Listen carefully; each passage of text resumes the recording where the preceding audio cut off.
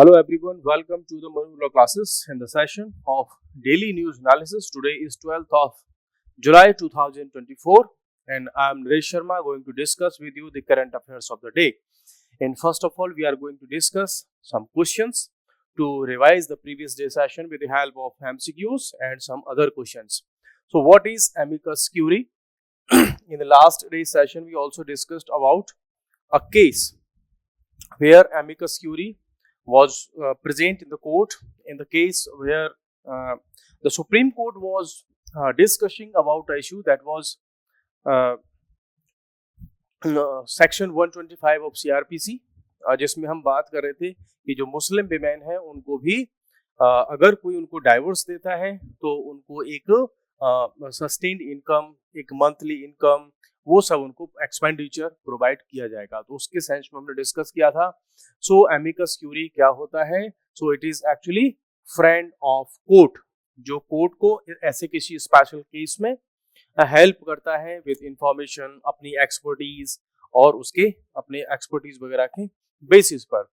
इद्दत या इद्दा is associated with which one of the following? क्या है ये इद्दत या इद्दा?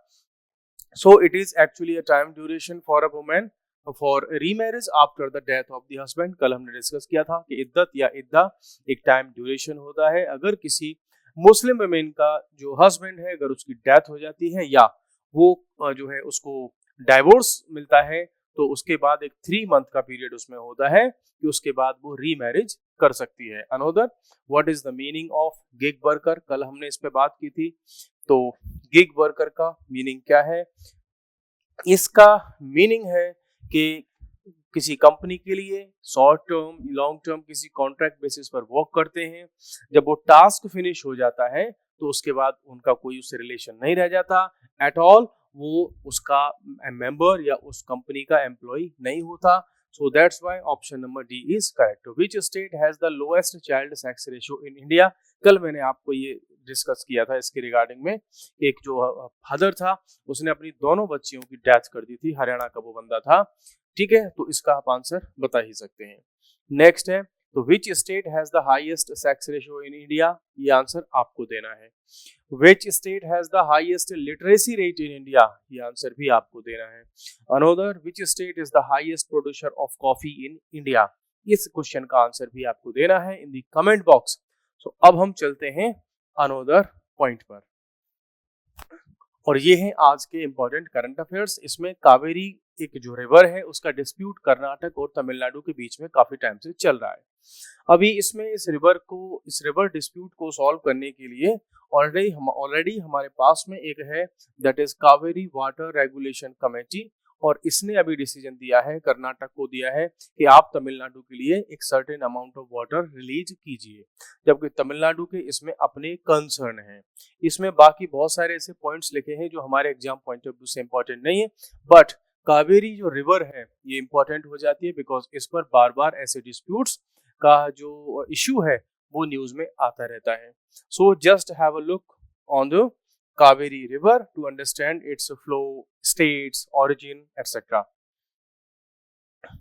ये कावेरी रिवर जो निकलती है कर्नाटक से और ये आती है आपके वेस्टर्न घाट से, और वेस्टर्न घाट से होते हुए ये कर्नाटक से आपका तमिलनाडु और जाकर के मिलती है बे ऑफ बंगाल में, जहां पर ये अपना एक जो है अपनी जो यात्रा है उसको एंड करती है। कहां पर? बे ऑफ बंगाल में।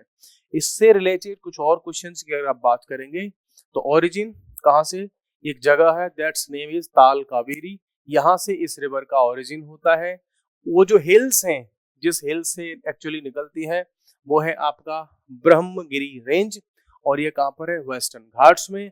अगर वो पूछता है कि कर्नाटक के किस डिस्ट्रिक्ट से निकलती है तो it is from Kodagu district of Karnataka, वहां से इसका फ्लो होता है। नेक्स्ट हम बात करते हैं इसकी 800 किलोमीटर की लेंथ है। इसका एक बड़ा ही फेमस नेम है, दैट इज दक्षिण की Ganga, that is Ganga of south. So don't be confused with दक्षिण गंगा या साउथ गंगा। साउथ गंगा या दक्षिण गंगा कहा जाता है गोदावरी को, जबकि दक्षिण की गंगा मींस ऑफ की बात यहाँ पर हो रही है। सो दक्षिण मींस गंगा ऑफ साउथ कहा जाता है कावेरी को, और साउथ गंगा कहा जाता है आपके गोदावरी को। स्टेट कौन कौन से हैं जिससे ये फ्लो करती है? कर्नाटक और तमिलनाडु, दो स्टेट से ये फ्लो करती है। सो ये बेसिक पॉइंट्स आपके लिए इस रिवर के हो गए। नेक्स्ट है China decisive enabler of Russia's war says NATO. जो नेटो है उसकी मीटिंग आपको पता है कि वॉशिंगटन में इसकी मीटिंग चल रही है और इसमें चाइना पर इन्होंने इनडायरेक्टली बहुत सारे अटैक्स किए हैं। कैसे अटैक्स? कोई वेपन या वॉर प्लेन से अटैक नहीं, बातों के अटैक। ठीक है, अब इसमें देखो क्या क्या है, यहाँ से आपको क्या क्या चीजें पता चलेंगी कि इन्होंने एक तो मीटिंग की व्लादिमीर जेलेंस्की के साथ में अपनी इस समिट में, जो कि कहाँ पर हुई है? वॉशिंगटन में। कितने नेशन हैं इसके मेंबर? कितने हैं? 32 इसके मेंबर्स हैं। ठीक है, इनका मेन इशू उसमें क्या रहा? मॉस्को को लेकर के इनका इशू रहा। मॉस्को की जब यहाँ पे बात हो रही है, it means we are talking here about Russia. तो रशिया और यूक्रेन का जो वॉर चल रहा है उसको लेकर के इन्होंने कहा कि मॉस्को मींस रशिया को अगर किसी ने युद्ध के लिए उसको इनेबल किया है, सपोर्ट किया है, तो वो है चाइना। ठीक है, चाइना ने ये कहा है कि भाई देखो चाइना, मुझ पर आप ये आरोप मत लगाइए, मैंने ऐसा कुछ नहीं किया है। और आप ये जो कंट्रीज है नेटो के, आप यूरोप की प्रॉब्लम्स को एशिया तक मत लेकर के आओ, आपकी अपनी प्रॉब्लम्स हैं, इसका हमसे कोई इसका लेना देना बिल्कुल नहीं है। तो ये इसका मेन इश्यू था। ठीक है, ये रहा कि ब्रिंगिंग कैओस टू एशिया, बोला एशिया में मत लेकर के आओ अपने सिक्योरिटी इश्यूज को, हमें इससे कोई लेना देना नहीं है आपके। और ये हिस्ट्री रही है यूरोप की कि अपने उनके प्रॉब्लम्स होते हैं तो पूरे वर्ल्ड में लेकर के वो घूमते हैं उनको, जैसे कि वो पूरे वर्ल्ड की प्रॉब्लम है। लेकिन जब एशिया में कोई प्रॉब्लम होती है, एशिया के जो इश्यूज होते हैं, तो यूरोप को लगता है कि वो तो वर्ल्ड से बाहर है। ठीक है, तो ये इश्यू था इसमें। बाकी बेसिक्स अगर आप इसमें पढ़ेंगे तो यही 3-4 पॉइंट इसमें थे जो आपके एग्जाम के पॉइंट ऑफ व्यू से इंपॉर्टेंट थे। फिर है आपका यहां पर जो इसमें मेन इश्यू निकल करके आया इस मीटिंग में, इसमें एक ऐसा पॉइंट बोल दिया है यूएसए ने और बाकी कंट्रीज ने जो इस वॉर को और आगे बढ़ा सकता है। रशिया का ये कहना है कि वो अब जर्मनी में, यूएसए का ये कहना है कि वो अब जर्मनी में अपनी कुछ स्पेशल मिसाइल्स को यहां पर सेट करेगा। मींस इससे रशिया जो है उसके किस में आ जाएगा? रेंज में आ जाएगा। अगर आपको ध्यान हो तो ऐसा ही एक इश्यू निकल करके आया था क्यूबा मिसाइल क्राइसिस का 1969 में, क्यूबा मिसाइल क्राइसिस का। ठीक है, तो अब यहाँ पर जो यूएसए है वो जर्मनी में अपनी मिसाइल्स वगैरह को सेटअप करने जा रहा है। प्लस यहीं से एक न्यूज और है, और वो न्यूज क्या है? वो है आपकी एक न्यूज मैं आपको बता देता हूं कि जो यूएसए है और बाकी कंट्रीज हैं वो अपने F-16 उनके जो फाइटर जेट्स हैं वो यूक्रेन को सप्लाई करना स्टार्ट कर चुके हैं। बोला यूक्रेन आप मारो रशिया को। ठीक, सो ये एक बड़ी प्रॉब्लम अब हमें दिख रही है कि ये जो वॉर है वो कहीं और किसी सिचुएशन को ना जो है लीड कर दे, जैसे कि जब सेकंड वर्ल्ड वॉर हुआ था, कोल्ड वॉर का जो ड्यूरेशन चल रहा था, वैसी किसी सिचुएशन में हम ना पहुंच जाए। फिर है हमारे पास में एक बहुत ही इंपॉर्टेंट एडिटोरियल।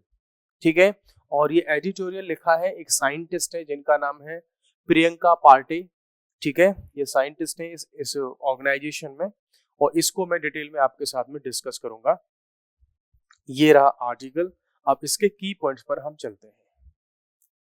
इन्होंने स्टार्टिंग की इस बात से कि देखो भाई रिसेंटली अभी हमने वर्ल्ड पॉपुलेशन डे को सेलिब्रेट किया है, जो कि कब होता है? जुलाई 11 को होता है वर्ल्ड पॉपुलेशन डे। पूरा वर्ल्ड पॉपुलेशन की बहुत सारी सिचुएशन से डील कर रहा है।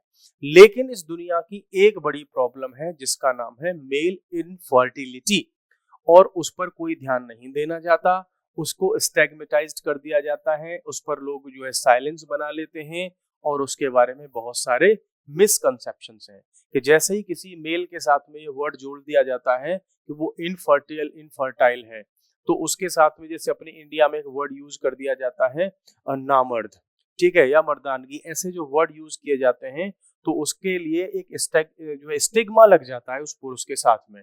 तो ये कह रहे हैं कि इंडिया में ही नहीं पूरे वर्ल्ड में ये एक बहुत बड़ी प्रॉब्लम है, इस पर हमें ध्यान देना होगा। फिर ये कहते हैं कि उसको बहुत सारे इमोशनल इश्यूज हो जाते हैं, उसके साथ में साइकोलॉजिकल इश्यूज हो जाते हैं अगर किसी मेल के साथ में इनफर्टिलिटी की प्रॉब्लम होती है। प्लस दूसरी तरफ ये इस बात पर भी इशारा करते हैं कि बहुत जैसे अभी आगे इसमें ये डेटा भी देंगे, मैं उस पर भी बात करूंगा, ठीक है। और एक डेटा इन्होंने दिया कि भाई देखो WHO ने अपना एक सर्वे कराया था, उसमें WHO का ये कहना था कि 60 to 80 मिलियन पीपल पूरे वर्ल्ड में जो मैन है पुरुष हैं, वो इनफर्टिलिटी का शिकार है, ठीक है। कितने? 60 to 80 मिलियन।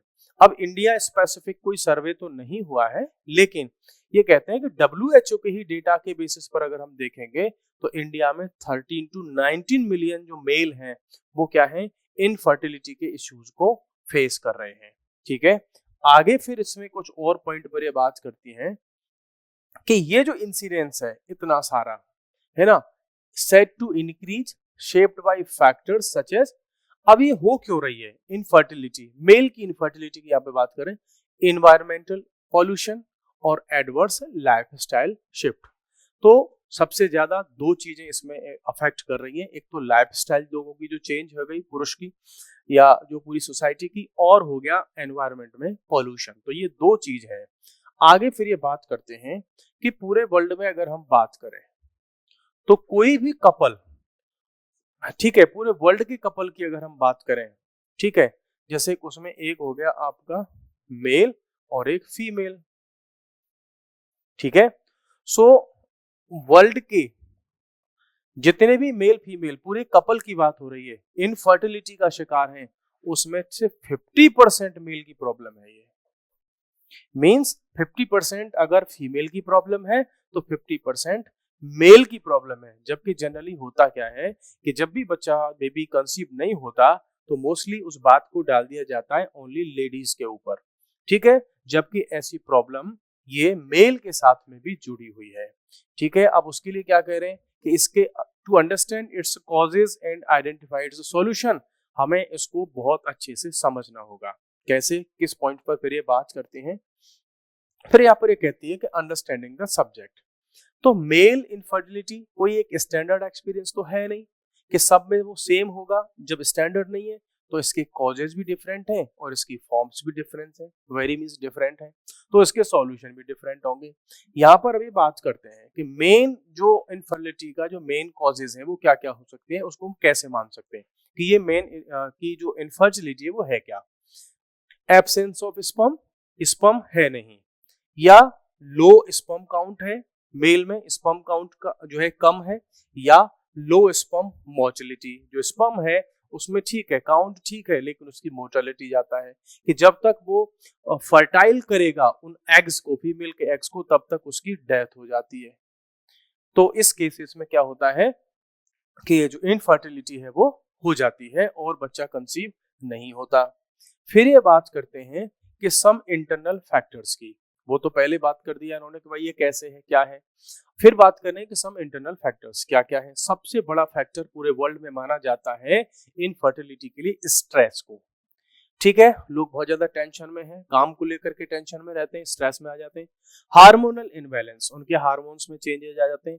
कुछ लोगों को जेनेटिक इशू होते हैं, कुछ को एनाटॉमिकल उनकी बॉडी के स्ट्रक्चर के इश्यूज होते हैं। एपिजेनेटिक फैक्टर्स होते हैं जो डीएनए में ही उनके में कुछ इशू होते हैं। फिर कहते हैं even exposure to certain infections, बहुत सारे लोगों को कई बार इन्फेक्शन हो जाता है, उसकी वजह से भी जो इनफर्टिलिटी है वो डेवलप हो जाती है।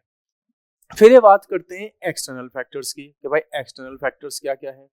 एक्सटर्नल फैक्टर्स हैं, एक तो हो गया आपका एनवायरमेंट पॉल्यूशन, बहुत बड़ा है। फिर क्या है कि पेस्टिसाइड्स जो क्रॉप्स में यूज हो रहे हैं वो एक बहुत बड़ा कारण बन चुके हैं इनफर्टिलिटी का, चाहे वो मेल में हो या फीमेल में हो।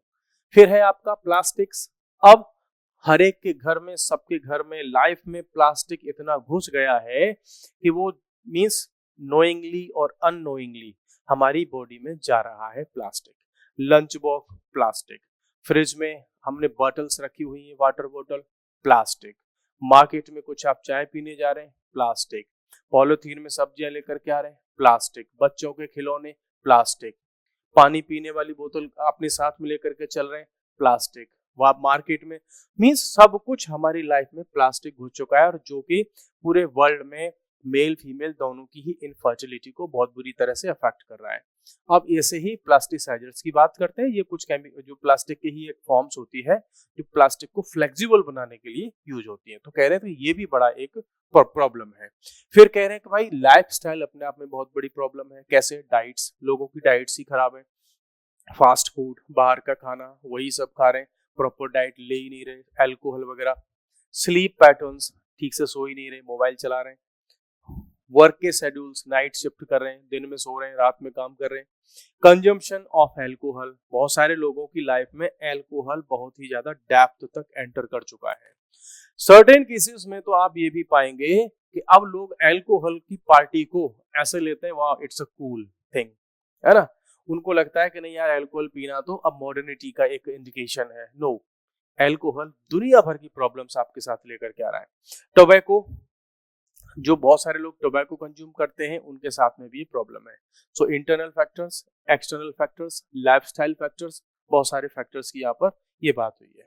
सो फिर ये कहते हैं कि अब इसके साथ में इतने फैक्टर तो हैं ही, एक चीज और जुड़ जाती है और वो हो जाती है लेट मैरिज। अब एक तो यूथ, जो यूथफुलनेस, जब एक एज होती है, यंग एज जो होती है, जब उस पर मैरिज करते हैं तो ठीक है, जो स्पर्म की क्वालिटी वगैरह होती है सब बहुत अच्छी होती है। लेकिन अब जब पर्सन 38 की एज में मैरिज कर रहे हैं, 40 की एज में मैरिज कर रहे हैं, तो भैया ये जो स्पर्म क्वालिटी की बात कर लो, चाहे इनफर्टिलिटी की बात कर लो, चाहे फर्टिलिटी की बात कर लो, मेल में फीमेल में किसी में भी, ये डिमिनिश हो ही जाती है एक टाइम आने के बाद। तो एज का फैक्टर है, इसको आप नहीं रोक सकते। फिर ये बात करते हैं कि अब इसको हम वेरियस लाइफस्टाइल चेंजेस के थ्रू हम इसको क्या कर सकते हैं, सॉल्व कर सकते हैं। जब ये प्रॉब्लम है तो उसका कोई सॉल्यूशन भी होगा।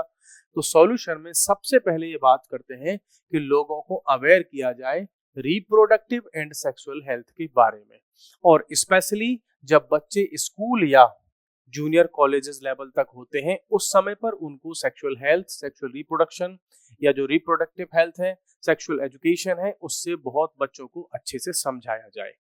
फिर ये कहते हैं कि मेल फर्टिलिटी की, बिकॉज हम इस आर्टिकल में बात कर रहे हैं, तो ये कह रहे हैं कि इसमें पेरेंट्स को बड़ा रोल प्ले करना होगा, और पेरेंट्स में भी किसको, फादर्स को, बिकॉज जो बेटा है उसके साथ में इंटरेक्शन फादर को करना पड़ेगा। लेकिन इंडिया की प्रॉब्लम क्या है, बाकी सारी चीजों पर डिस्कस कर लेंगे, लेकिन जो डिस्कस करने की चीज है, जिसको बेटे को जिसकी नॉलेज की रिक्वायरमेंट है, वहाँ फादर और जो बॉय है उनके बीच में बहुत ज्यादा एज गैप हो जाता है, वो बात ही नहीं करना चाहते। तो बोला लेकिन इस पर बात करनी होगी, बच्चों को अपने को समझाना होगा कि कैसे हम इस सब चीज को मैनेज कर सकते हैं। फिर ये कहते हैं कौन समझाएगा इसको, फादर समझाएंगे, माँ समझाएंगी, टीचर्स समझाएंगे, हमारे जो डॉक्टर्स हैं, एकेडमिशियंस हैं, जो मीडिया है, वो सब समझाए। उसके कह रहे हैं कि फिर क्या क्या करना होगा इसके लिए, गुड लाइफस्टाइल, स्पोर्ट्स हो लाइफ में, म्यूजिक हो, थोड़ा हंसना खेलना हो, आउटडोर गेम्स हो, ठीक है, हेल्दी ईटिंग हो, ये बाहर का जो कचरा वचरा खाते रहते हैं वो सब नहीं खाएं, रेगुलर स्लीप पैटर्न्स हो, टाइम से सोएं, टाइम से उठें, eliminating the consumption of alcohol, बिल्कुल छोड़ दें अल्कोहल को कंज्यूम करता है, टोबैको वगैरह ना करें, और भी कोई इंटॉक्सिकेंट लेते हैं, गांजा भांग अफीम वगैरह ऐसा कुछ भी लेते हैं उसको भी यूज न करना बंद कर दें। अनोदर फिर ये बात करते हैं कि भाई एक फैक्टर ऐसा है इस वर्ल्ड में जिसने बहुत बुरी तरह से सोसाइटी को इम्पैक्ट किया है, और वो कह रहे हैं कि मोबाइल या लैपटॉप जैसी चीजें, इनका एक तो एक्सेसिव यूज है, ऑफिस में सारे दिन इसी पर आंखें लगी हुई है, इसी के पास में रह रहे हैं, दुनिया बहुत सारी उसमें से रेज निकलती हैं। फिर कह रहे हैं प्रॉक्सिमिटी टू बॉडी, ऑफिस से बाहर चले गए तो पॉकेट में मोबाइल रखा है, रात को सो रहे हैं तो उसको बिल्कुल पास में रख करके सो रहे हैं। बोला ये सारी चीजें आपकी हेल्थ को बहुत ही बुरी तरह से अफेक्ट करती है। फिर ये कह रहे हैं क्या करना होगा, रेगुलर एक्सरसाइज करनी होगी, योगा करना होगा, मेडिटेशन करना होगा। Regular exercise means physical exercise, yoga means प्राणायाम वगैरह उसमें हो गया, मींस जो ब्रीदिंग एक्सरसाइज हो गई, और मेडिटेशन मींस मन को शांत करना होगा, कूल एंड काम करना होगा। सो यहाँ पर ये उसकी बात करिए। ठीक है, तो ये कह रहे हैं कि भाई जो भी कपल्स हैं उनको अपनी लाइफ स्टाइल की प्रैक्टिसेस से उनको चेंज करना होगा, तब जाकर के उनका बच्चा कंसीव वगैरह हो पाएगा, और ये इंडिया की बहुत बड़ी प्रॉब्लम है। ट्रीटमेंट के उन्होंने बहुत सारे ऑप्शंस दिए हैं कि इसके लिए हम एक्सपर्ट्स के पास जा सकते हैं, बहुत सारी मार्केट में टेक्नोलॉजी है, हम उनका यूज कर सकते हैं, जो कि मेडिकल प्रोफेशनल्स हैं उनके पास जाकर के हम इसका जो है सॉल्यूशन ले सकते हैं। उसके लिए कुछ उन्होंने एग्जांपल दिए हैं जो कि काफी टेक्निकल हैं, मेडिकल साइंस वाले उनको बहुत अच्छे से समझेंगे, लेकिन फिर भी आपको मैं सिंपल लैंग्वेज में समझा देता हूं कि कहते हैं कि रूटीन सीमेन एनालिसिस करवाना होगा। फिर क्या होगा कि उसमें कई बार जो इश्यूज होते हैं उसमें स्पर्म ब्लॉक्ड होता है, अनडिसेंडेड टेस्टिकल्स होते हैं, जो टेस्टिकल्स होते हैं वो डेवलप ही नहीं हो पाते, एबनॉर्मल यूरेथ्रल ओपनिंग होती है, ठीक है, जो मेल रिप्रोडक्टिव ऑर्गन्स होते हैं उसमें ओपनिंग ही ठीक से नहीं होती उसके कहते हैं कि इसमें सर्जरी से इन सबको ठीक किया जा सकता है, जो कि मार्केट में अवेलेबल है। ठीक है, अब जब बच्चे नहीं होते तो बहुत सारी फैमिली घूमते हैं फिर जादू टोना वालों के पास में, तो एक्चुअली में उसका इलाज क्या है ये भी इंडिकेट कर रही है कि उसके लिए डॉक्टर्स के पास जाओ, सर्जरी भी हो सकती है, बहुत सारी मेडिसिन्स हैं, जैसे कि ये फिक्स सर्जरी की बात करते हैं, और भी इसमें कई सारी चीजें इन्होंने बताई हैं कि इंट्रासाइटोप्लाज्मिक स्पर्म इंजेक्शन होते हैं वो लगाए जाते हैं। ठीक है, अब जहां पर स्पर्म कम है तो उसको अन्य जो डिफरेंट मेथड से उसको यूज किया जा सकता है, इन विट्रो फर्टिलाइजेशन की बात होती है, ऐसी बहुत सारी टेक्निक्स मार्केट में अवेलेबल हैं। जैसे यहाँ पर ये बता रहे हैं कि इंट्रावेटराइन जो है intra uterine insemination, IUI, IVF, ICSI, बहुत सारी टेक्निक्स मार्केट में हैं जिसके थ्रू कंसीव बच्चा किया जा सकता है। There is an urgent need for open and informed discussions, means society में इस पर डिस्कशन करना होगा, खुल करके इस पर बात करनी होगी, और इस टैबू को ब्रेक करना होगा कि अगर कोई मेल इनफर्टिलिटी उसको प्रॉब्लम है, उसका इशू है, तो वो कोई टैबू नहीं है, एक बीमारी है, जैसे किसी को कोई भी डिजीज हो सकती है उसको भी ठीक किया जा सकता है। सो इसकी ये बात कर रहे हैं। फिर चाइना, ये तो हम पहले डिस्कस कर चुके हैं। नाटो का F-16 मैंने आपको बताया था, वो नाटो के अपने F-16 जो जेट्स हैं उनको भेज रहे हैं यूक्रेन को।